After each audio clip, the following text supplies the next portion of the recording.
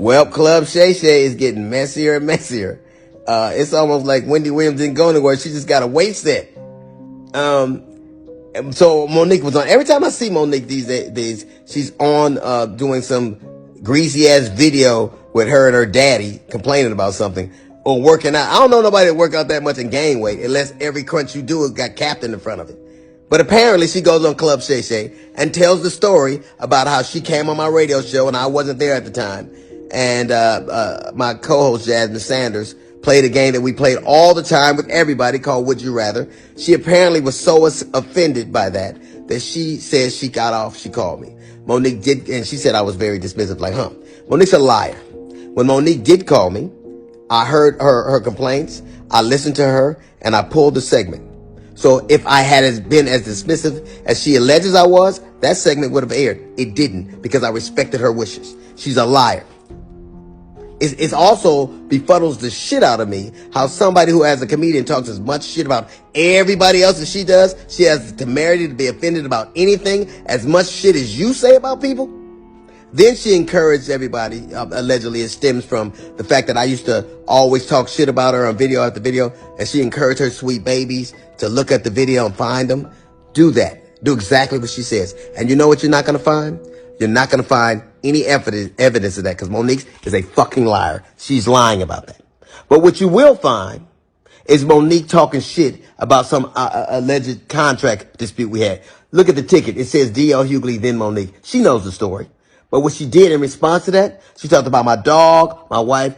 This broad even brought out my daughter's personal trauma. My daughter was molested and Monique brought that shit out and told the world that I allowed my daughter to be raped in front of me. The lying motherfucker. She knows she was lying. And it only stopped when everybody from my family checked her. It's interesting. You know what else you won't see Monique doing? You won't ever see her with her family, videos with her children or grandchildren, because nobody fucks with me. How do you have sweet babies when your own babies don't fuck with you? How do you love us for real when there's no evidence of anybody loving you for real, except your daddy, who you apparently have to pay? And FYI, daughters are paid for by daddies, not daddies who get paid by their daughters. You know what else you won't see Monique doing? Telling jokes. Monique, if she'd have spent as much time actually writing jokes and writing her Netflix special as she did complaining about not having one, it wouldn't have been trash. It got the worst reviews of any Netflix special in history. Because that's what Monique does. She complains and she has grievances. You never see her being a human being. You never see her being sweet and warm to people. Except when she's using it to butter somebody up to get something. There's a reason why everywhere she goes, shit starts. Everywhere she goes.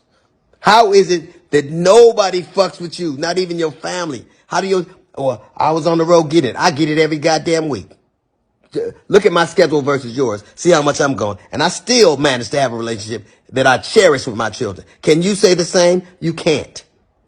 Because all you do is talk about your grievances and who did you wrong. There's a reason you're by yourself. There's a reason you got to pay a man to love you. It's sad. There's an old adage that says you can't buy love. It's a shame, Monique, that you probably always will have to.